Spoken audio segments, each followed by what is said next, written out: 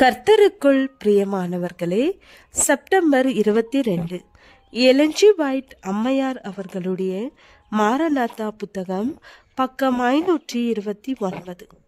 இன்றைய தியானத்திற்காக தெரிந்து கொள்ளப்பட்ட தலைப்பானது ஏன் இந்த இக்கட்டு காலம். வசனம் சங்கீதம் 46வது அதிகாரம் 1வது வசனம்.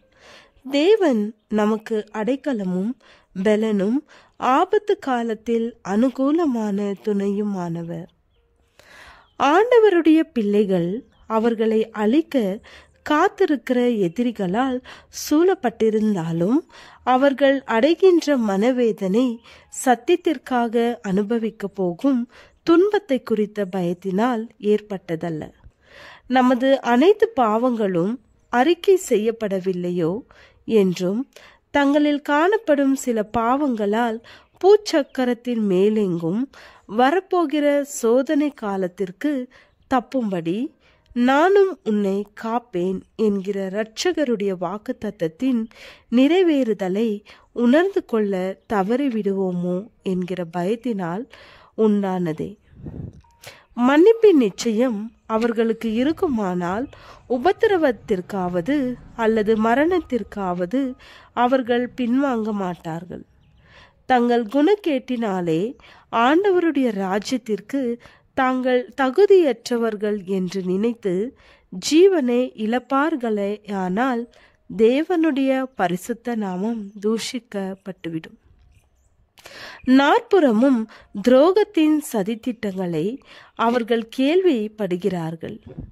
கலகத்தின் சுறுசுறுப்பான நடவடிக்கைகளை காண்கிறார்கள்.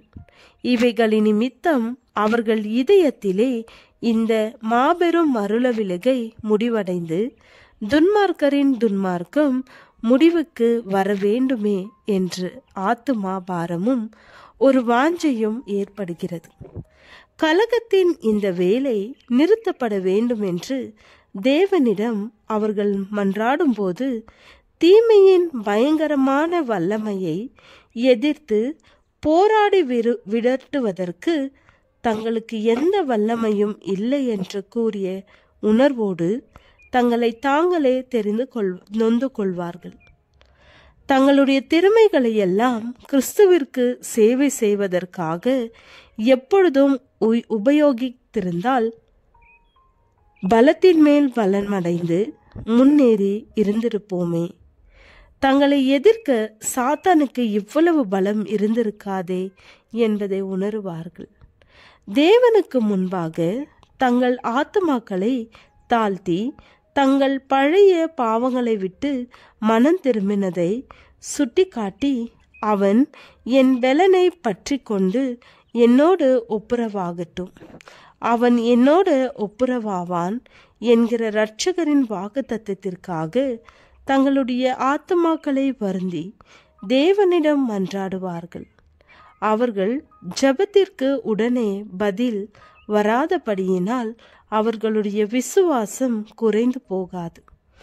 வேதனையும் கலக்கமும் பயமும் துன்பமும் உண்டாயிருந்த போதிலும் தங்களது விண்ணப்பங்களை நிறுத்த மாட்டார்கள். யாக்கோபின் தூதனின் பலத்தை பற்றி கொண்டது போல இவர்களும் தேவனுடைய தூதனின் பலத்தை பற்றி கொள்கிறார்கள். அவர்கள் இருதயத்தின் எண்ணமெல்லாம் நீ என்னை ஆசீர்வதிக்காவிடில் நான் உம்மை போக விடமாட்டேன் என்பதே அவர்களது ஆத்துமாக்களின் மொழியாக அமைந்திருக்கும். கிறிஸ்துவை போன்ற குணங்களை வெளியே கொண்டு வருகின்ற புடமிடும் குகையே யாக்கோபின் இக்கட்டு காலம். சாத்தானையும் அவனுடைய சோதனைகளையும் முற்றிலும் விட்டுவிடுவதற்கேதுவாக தேவன் தமது மக்களை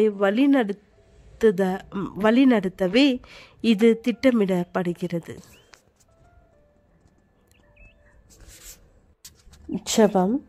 பெயர் சொல்லி அழைக்கும் தெய்வமே, உமக்கு நன்றி. உம்மை பின்பற்ற எங்களுக்கு கற்றுத்தாரும். ஆமென்.